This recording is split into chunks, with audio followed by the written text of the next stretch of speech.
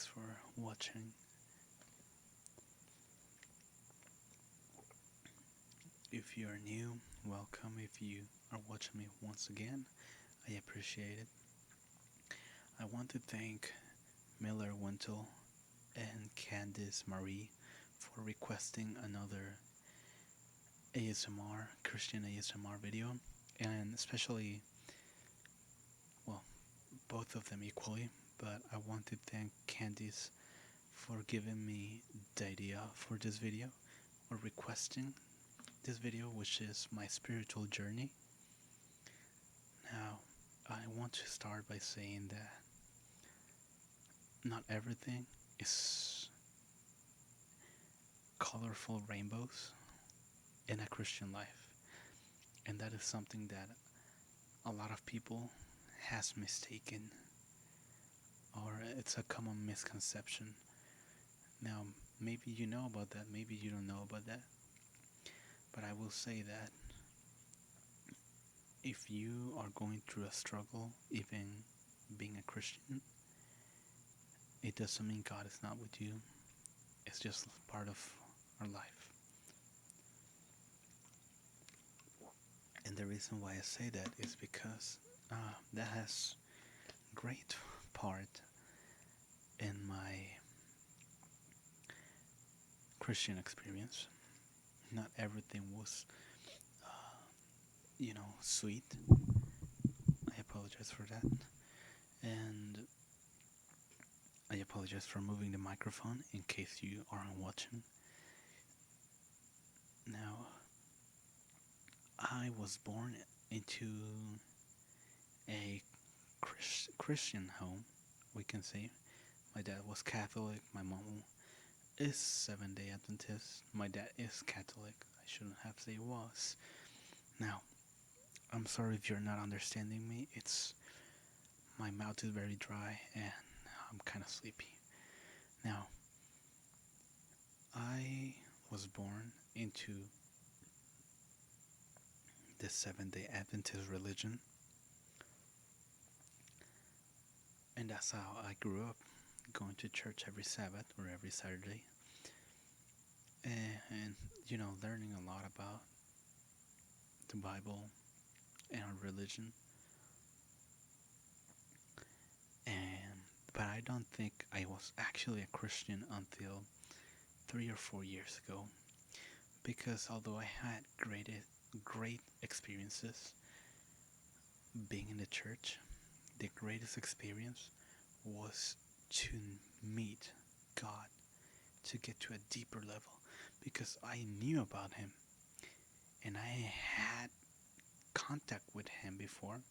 And with this, I mean that I had seen Him working before, but I never actually had a relationship with Him. And that was wasted years of my life. And it was sad when I realized that I wasted many years of my life. Wasted. And I'm just 18. And I wasted those years because I didn't know God. You see, when I started to get to actually know God, I started with prayer. And that is something that is really, really important. And I invite you to do it. Prayer. It is very, very important, because prayer connects us with God. So about 3 years ago, during my sophomore year, I started attending an Adventist academy. Now, if you do not know what Seventh-day Adventism is, or what the Seventh-day Adventist religion is, I will encourage you to look it up. It is kind of hard to explain. There's a lot of history and a lot of explaining to do. I will put it this way. We have 28 fundamental beliefs that were all taken from the Bible and are backed up by the Bible. We believe in the Sabbath being Saturday, same way that Jewish people do, same way that other religions do. And that is because that's how biblically it was given. Now, I don't want to get into a discussion.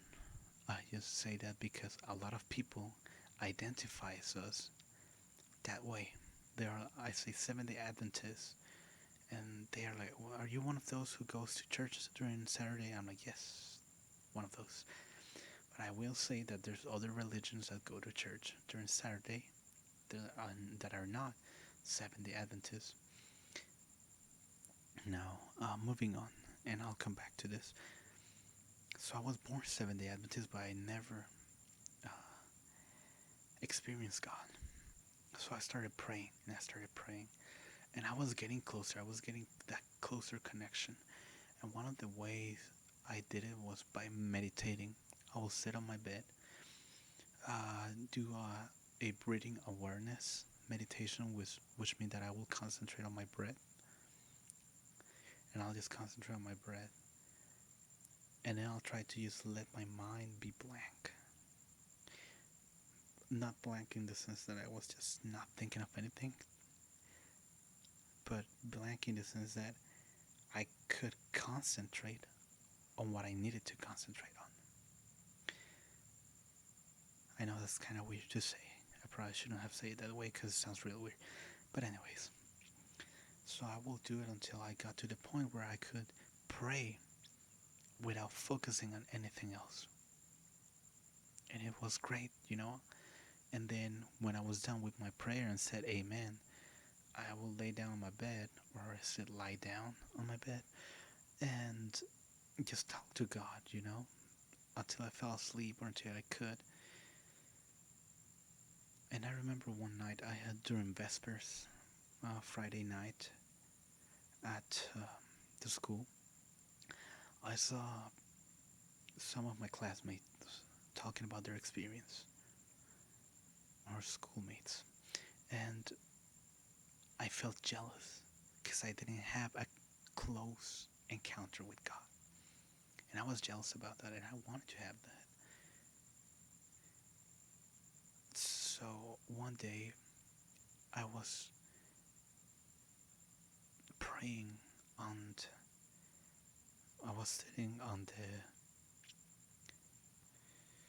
front part of my car, or what is it called? The hood of the car. And I was looking at the stars, and I was telling God, why can't I have this experience? Why did I go through all this? Why did we go from living in a very moderately nice house to a whole different country where I'm living in this little space that is supposed to be a small garage, and you know, why was my father not with me anymore? Why are you not letting me have that connection with you? And I hear this voice in the back of my head calling me Oriel, which is my middle name. And I responded, "What?" And and the voice said, "Why are you doing this to me? I am your God and I love you." And it's hard for me to tell that story without crying every time I speak publicly, because it was such a major turning point in my life. Because I went from being born in the church to questioning, actually, the church, to questioning my belief, to questioning the existence of God, to wanting to have that connection with God, and to ultimately hearing God. Now, you may think I'm crazy, you may think I'm lying. I don't care, because I know it was real. I know I wasn't making that up, and I'm not making this up for this video because that will be pointless. And after that, there's so many things in between these last 4 years, and I know I may go back. I'm trying to do it chronologically, but I just didn't keep track of it. Now you see, I do want to go back a little bit to what Seventh day Adventism is. Again, I'm not trying to promote it. I'm not telling you I'm right or wrong. I'm not telling you you are right or wrong. We're all free to believe what we believe. Now, there are people out there who claim to be Seventh day Adventists who are not. There are people out there who came out of Seventh day Adventism but had their own belief, or they just didn't like what was going on in the church, so they just left. A problem with this is that some of them use the name Seventh day Adventist. Now, I'm not saying they are bad people, I'm not saying they're wrong. Well, I believe they're wrong because a lot of them left just because things weren't going the way they thought they should, not because they really felt a spiritual movement. And you may get confused as you are looking through. Just letting you know, be very careful with the websites you visit if you're trying to investigate of this. We are not a cult, as many people will tell you. And the way I can prove this is by telling you that we have conservatives and we have liberals and we have all sorts of people that may have different belief, that may not belief but opinions, actually, because we all have the same belief, but opinions that may collide. Now, a cult doesn't allow you to do that. A cult will tell you what to believe. Moving on. So, after learning about my church and actually deciding whether I was gonna stay a Seventh day Adventist or not, because there was a point, especially this year when I was about to graduate high school, when I was thinking, after I graduate, should I just quit? Should I just renounce? And there were other times where I just thought, what if I just renounce to my belief right now? Or to my religion?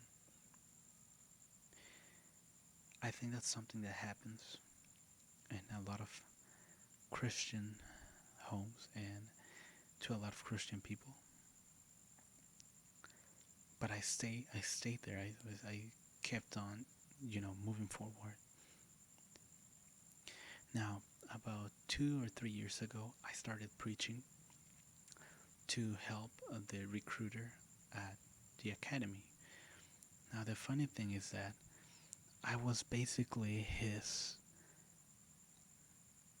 second option, because he wanted somebody else just to translate, but that person said no. So then he contacts me. I said yes, of course, because I'm forced to. Basically, I always learned that if you can do it, because he was gonna go to my home church, so I wasn't gonna make up anything. Plus, I thought it was fun, translate. Why not? So I translated for him, and what I thought was gonna be a one-time thing became uh, something very long. Let's say it that way. It kept on going, and thanks to that, I've been able to go to different churches, to different places, and it was wonderful, especially because whenever I was feeling down, whenever I was going downwards, he'll come up to me and be like, hey, can you help me this date? We're going to this church and I need you to preach. I'll be like, yes, absolutely. And that will help me come back up, because I'll start reading the Bible again. I'll start praying again. And I can say that God is good. It helped me with my depression, because these last 3 years I had been depressed. Of course, I didn't show it, and if you know me in real life, you know that I was always trying to make jokes, trying to smile. Sometimes I was a little rude, I'm going to admit it. But every night I'll get to my house and I'll feel like a piece of crap, and I will write poetry to distract myself from that and to put my feelings into whatever I wrote. And I consider that my poetry is me. And just as a fun fact, this channel, you may not have seen my first videos, and I think I said it there. This YouTube channel, I made it when I was in my freshman year because I was gonna make poetry videos, but the project basically didn't come through at all, and I left it aside. And I decided I wanted to do something with it, so I started this, and it's been great. Now moving on. I will go home and just feel bad about myself, and that really messed me up on my studies. I failed a couple classes. I'm still doing high school class. I may not get a high school diploma. I may have to go for a GED, whatever God wants me to do. But He was there. God was there through my depression. And sometimes I had to preach 2 days after I was just feeling like I wanted to die. And I even said it once while I was preaching. I said 2 nights ago, I was asking God, crying in my restroom to kill me. I just wanted to die. I wanted to stop being miserable. And that did not stop me. You know, wanting to die did not stop me from going up and preaching and telling people, you know, I know I said a lot. And I will say that depression played an important role in my experience, because since I was depressed and I wanted a way out, I rely a lot on God. And I realized that sometimes I was just looking at things with the wrong perspective. Some other times I wasn't. But God was always there for me, regardless. Whether I was looking at stuff as wonderful as they were, or whether I was looking at stuff as bad as they were, God was there. And sometimes I didn't realize that. And I feel guilty for saying so many things to Him that I shouldn't have, for accusing Him of not loving me, for accusing Him of not being there when I needed Him.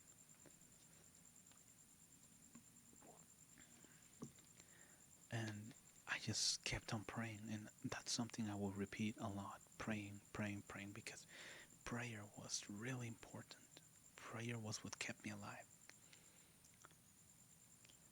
And I just, you know, prayed, prayed, prayed, asked Him, please help me, please kill me, please help me, please let me die, please keep me alive.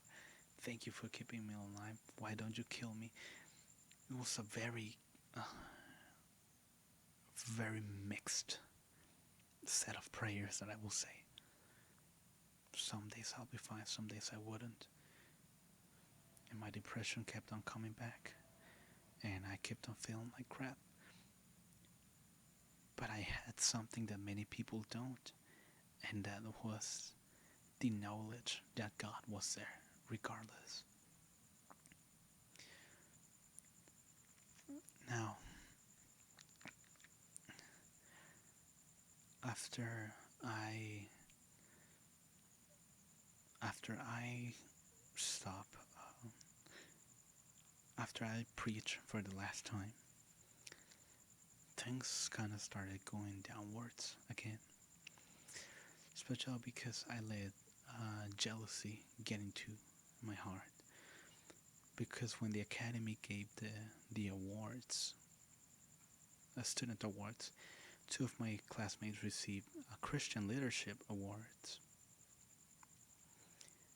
And well, I did mind that I didn't receive one, but I kind of was like, whatever, I did what I did, and God is gonna give me my reward in heaven anyways. But some people were asking me, why didn't you receive one? Because you've been going out to churches and stuff. And then I started thinking, why didn't I get one? Why didn't I get one? And people will ask me, why didn't you get one? And I'll be like, well, I guess if you go out and I'll reach people through preaching and try to get them to, because I wasn't trying to get them to the school. My goal was to try to get them back to God and kind of promote the school. And some people were asking me, why aren't you why didn't you get a prize, an award? And it came into my mind, and I was like, well, I guess you don't get an award for doing that. I guess it doesn't count. And I started getting angry at the fact that I did so much and I didn't get recognized for it. And I tried to put it aside, but that anger kind of stayed there. And you see, I started going downwards and downwards. Before I continue on to my current situation, I will go back and I will say that it was amazing to preach because I could see how the Spirit was using me. Especially one of the times that I talk about how just with a Facebook message you can uh, give someone such a huge impact. Because I was in a time when I was doubtful of God, and I had this friend, or I have this friend who, at the time, she was in denial of God's existence, and she considered herself atheist. And I was challenging her to give him a chance. He's real. And I kind of quit it. I admit I quit it on praying for her because I thought, you know what, God God wasn't gonna do anything for her. And some day she just sends me a Facebook message and says, "I found Jesus again. I found the Lord again." And I cried when I read that message because I was doubtful of God, and I was joyful for her. And I went to a camp and I talk about that. I had no clue what the topic was because I had only gone to the camp that same day, a couple hours before I was asked to go up. And when I was done and I talked to the recruiter, he tells me, "You know what? You hit the point right there. That's what they've been talking about during the week." Now, I don't know if it's true or not because I wasn't there during the week. But I, what I said to them about giving the message even to your friend on Facebook, just saying, "Hey, I hope you're doing good. God bless you." Even just saying, "Hey, I pray for you." And I wasn't gonna talk about that at first. It just kind of went that direction, and he tells me that's the Spirit moving, and I was like, I guess it is. And I could see the Spirit moving in other people, and I could see God working in other people to help me too. Because sometimes I will preach, but I will still feel like I didn't do a good job, or I didn't hit nobody. And people will come up to me and they'll be like, "You may." I remember this guy who told me, "You may think you didn't. What you said wasn't important. Sorry, but I can assure you, it was very important to me." And I had people, just shaking my hand, and I was very shy about it. I didn't want people talking to me after preaching, but they'll come up to me, or I had to stand on the door and say bye bye as they were leaving the church, and they'll say, these so wonderful things to me. And I remember a specific occasion when a woman said, "I am," she said her name, and then she said, "And you are loved." And she knew I didn't feel loved at the moment. Now, it is really sad for me to say that right now I'm not in the best situation ever. In fact, I've been walking away from God and I try to go back, but it's so hard. And it hurts me that after I talk to people about Him and after I challenge someone to go back to Him, I am going the wrong way. And it hurts me to say that. I know I'll get back on track. I know he'll get me back on track. I just find it hard to do it. And this is something that every Christian will experience. But we gotta hang on. You know, every time I preach, I like to keep it real. And I will say things that some people maybe didn't like. I will use examples that sometimes people didn't like. But I didn't care because I just said what was true. I told people what I learned. And I told people what things were all about. And everything is all about knowing God. And if you know God, then He'll teach you the way. We gotta read the Bible. We gotta pray. And yes, sometimes we gotta preach, because that's what helped me. And I know that it may help you, or may have helped you. Maybe not preaching up in a church, but just telling your friend about God, or praying for people, or just telling a random stranger God loves you. You know. Of course, that will be weird, but you never know what you're gonna get out of that. And right now, I'm in that part of the journey when I tripped with a rock, and I'm on the ground, and I don't want to get back up. And every time I try to do it, I just fall again. I know that once I get back up, I'll be stronger than when I fell. But I can't go back yet. So I actually want to ask for your prayers, because it's really hard. I want to encourage you to pray.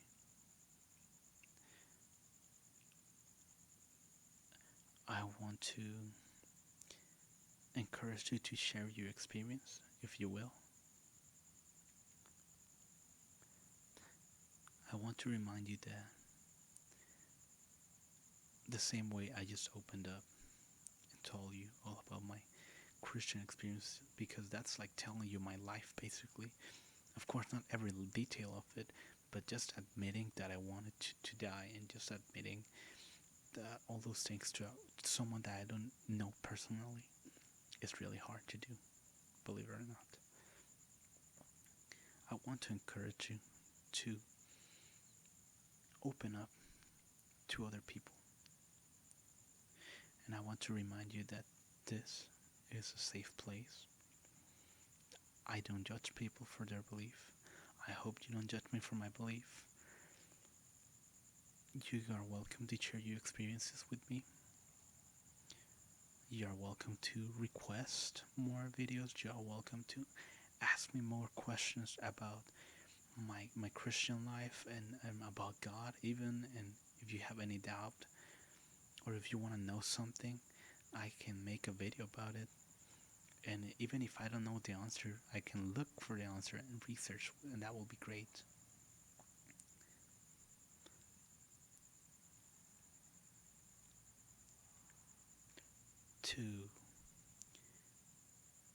If I needed to put my whole journey with God in very few words, I will say it's all about God. Because whether you fall, it's all about God. Whether you're standing up, it's all about God. Whether you're depressed, it's all about God. Whether you're happy, it's all about God. You gotta keep all about God. And you see, when I started not making everything about God, it's when I failed. And it got me to the situation where I am now.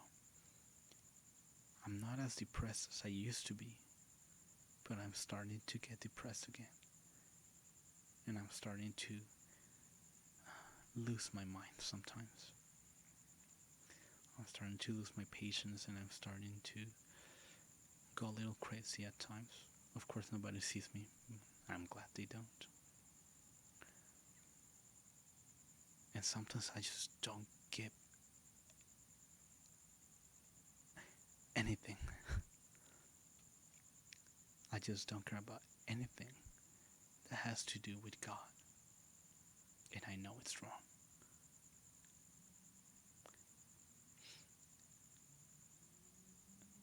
This was my Christian journey. There's many facts that were left aside, many things I do not remember at the moment, because my Christian journey, from the moment that I actually turned into a Christian instead of believing in what I was told, the moment that that happened, my life and my Christian journey began, and they are holding hands basically.